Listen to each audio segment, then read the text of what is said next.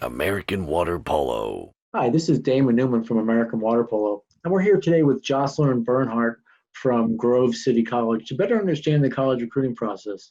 How you doing, Jocelyn? Good. How are you? I'm doing well. I'm doing well. I appreciate you taking the time out of your, sure, very, very busy day. No problem. Thank you for having me. Yeah. So tell me a little bit about yourself, and more a little bit about Grove City. Yeah, so I grew up in northeastern Pennsylvania in a little town outside of Hazleton. My mom is the swim coach there still after like 25 years. Okay. And the summer before I was entering high school, we started a water polo program. So then I spent all 4 years there playing water polo and then found Grove City College. I played all 4 years there. And now I met my husband there as well, and we live about 30 minutes from Grove City now with a 3-year-old daughter and a 1-year-old son. Okay. Excellent. Yeah, Grove City. Grove City is a Christian private liberal arts and sciences college. It's located about an hour north of Pittsburgh. Okay. Beautiful campus, holds about 2,500 students overall. We're consistently nationally ranked as one of the country's top colleges because of our top graduation and retention rates. We have a great campus quality of life and great return on investment for our education. Excellent. So, you just took over the program more recently, right? Yes. I came on late, probably about November of last fall, and so we had to like kind of squish in a fall season, and then obviously all the events that happen now, we had a very short spring season, so haven't completed that full one yet. Right. Well, we can still count this as a year. Yeah. The athletes might not necessarily, but the coaches were there. So Yes. So you obviously went to Grove City. You now coach Grove City, so you have a pretty good understanding of the university, the college. So what can athletes do to get recruited? What do they need to do? Is that what you said? Yeah, like what can an athlete do to get recruited? How do they promote themselves? What should they do to kind of start that process? Yeah, so there's a couple different ways you can go through, straight through admissions. You go to our college's website and you can go through admissions where they will set the whole visit up through admissions. They'll pass their name on to our recruiting coordinator, and then she will then schedule with me. And then everything runs through admissions rather than through the athletic department. Or they could come and contact me directly. They could go onto our website, find my contact information, contact me directly. There's a recruiting questionnaire there right on our website that they can fill out. And then we will talk back and forth over emails, phone calls. If they want to continue the process, we set up a date to visit the campus. Then I can pass them on to our recruiting coordinator and tell her what the student athlete wants to do while they're on campus. And then she'll make a schedule, and that whole process is then run through the water polo team. It's more of a specialized visit. So essentially, just if you want to start the process, get contact with the coach or somebody from the college. Okay. Yeah, that's really good advice. So, as you're working on these recruits, you went to school, you play college, you played water polo in college. What are some of the character traits do you think that coaches are looking for when they're talking to these prospective student athletes? I think some big ones are they're looking for coachability. I know a lot of coaches will talk to high school coaches as well. But then you can also just tell when you're meeting with an athlete how coachable they are, and that will just improve on their success individually, but is a huge impact for the team as a whole. Because if they don't want to be coached, then obviously it's not going to be a fun experience. But the other one would be a passion for water polo. Since we're a Division III school, like, we understand the athletes are there to get a great education. They're not there to play water polo. Right. And we're there to support them in that education in their future career. So if they don't have that passion for the sport, they're not going to give it 100% in the pool, which is harmful to the team as a whole. So we really want to see that passion. Yeah. Okay. Yeah, that's great. Passionate athletes, people that are self-motivated, because the balance of academics is something that's going to be, really important. Division III, Division I, or Division II. So it's, having that passion, I think, is obviously, that's a great piece of character you want, right? Definitely. So you when do you notice that athletes are contacting you? Is it something where you get emails from freshmen, sophomores, juniors, or what's been your experience in that realm? Yeah, junior year is probably the majority. We'll get the occasional sophomore, maybe freshman. They're just kind of getting feelers out there, but probably like 95% are juniors. Right.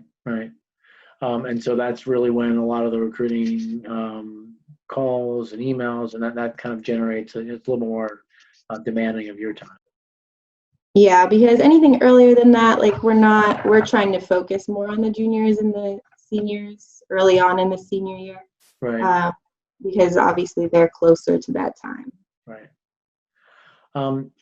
So you have an athlete, who's, preparing to say, maybe call yourself or maybe call another coach, just kind of getting on a phone call with the coach. How would you recommend that athlete? What should they do to prepare for that potential phone conversation? I would definitely create a list of questions so that you have something to talk about and just get more information about this school. The coach is going to have their own set of questions and kind of idea of what they want to talk about and explain the school to them. But every individual is looking for something specific in a school.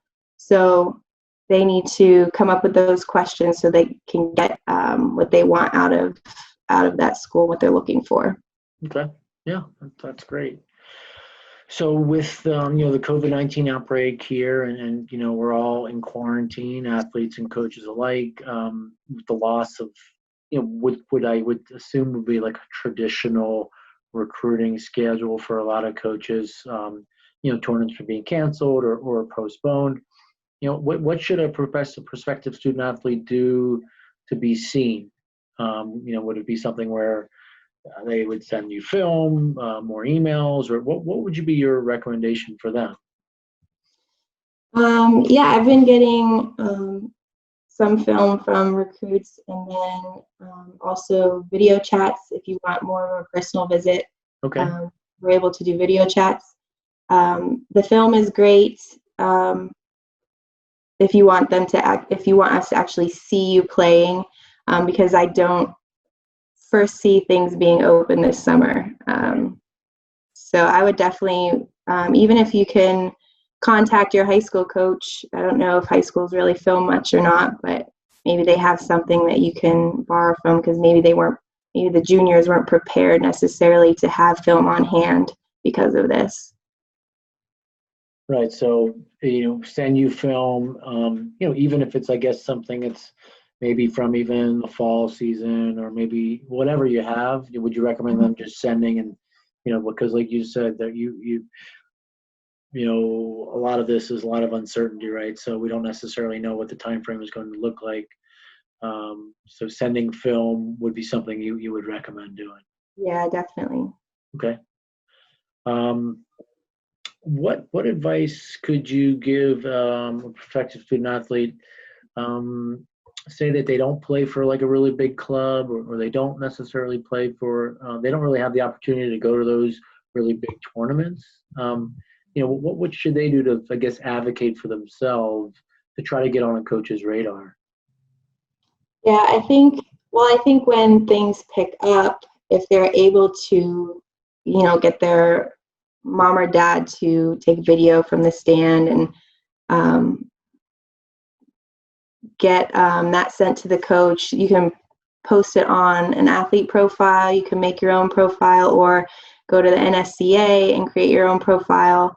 There's different sites out there. And if things start to open up, like say you're a junior or even sophomore, maybe next year, going to combines or camps where coaches do attend, and you can be seen at those rather than, the big tournaments and championships. Right. So take advantage of all the opportunities that might come, throughout the year and the remainder of 2020 as we know it. Yeah, things might be getting rescheduled. I don't know, maybe some people will, because the combines are usually in the summer, but by chance we move to fall or winter whenever things pick up. Right.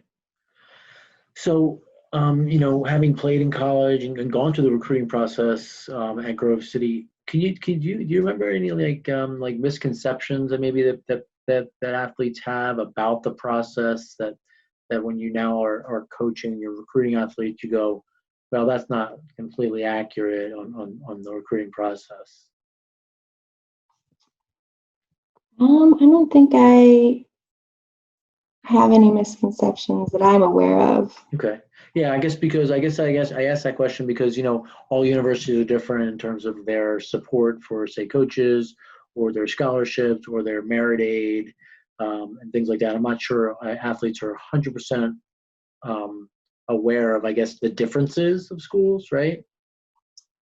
Yeah, I guess maybe if I'm understanding you correctly, with so a lot of people are looking for the best financial decision. Right. Grove City, we are already a low-cost school, but we're D3, so we only offer academic scholarships, not athletic.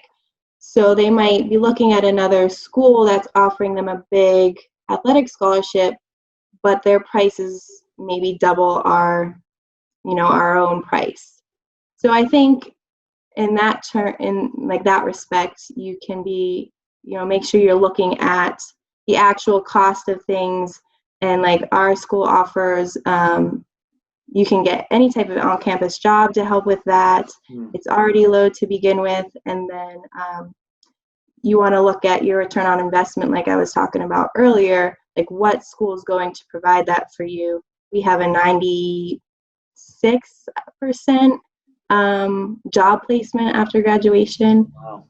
And a really high retention rate and really high graduation rate. So the chances of you, if you're accepted and coming here, you're going to get a job and make a good career out of it. Right. So it's been your experience when two people do come to Grove City, they really like it and they stay for 4 years and they get a great education and they move on to get a good job. Yes, that's definitely the majority. Excellent. So if I'm a recruit and I'm watching this video, what should the next step be if I'm interested in Grove City or if I'm interested in another school? Like what should I do? What should the next step be? You definitely want to reach out personally. Coaches and colleges are looking at how often a student is making contact with the school. Okay. And like I know sometimes parents reach out, but not all the time. But you want to make sure it's you're interested. You want to show you're interested, and just keep those touch points coming. Once things start opening up, make a visit if you can. Do a phone call. Respond to emails. I have some recruits that never respond back, which obviously may mean they're not interested. But if you care about coming to that school, then you want to make sure you're staying on top of those things. Right. Well, that's good advice. Being proactive and keeping those touch points, I think is something that is really true for a lot of recruits and for coaches on the other side as well. Right. Hey, Jocelyn, this has been, a really great experience. I appreciate the time. This is Jocelyn Bernhardt from Grove City College. Just giving us some more information about Grove City and the recruiting process in general. This is Damon Newman from American Water Polo. Check us out on Instagram, Facebook, and AmericanWaterPolo.org. Remember, it's important to stay connected to what's important to you. Thanks again, Jocelyn. Thank you, Damon.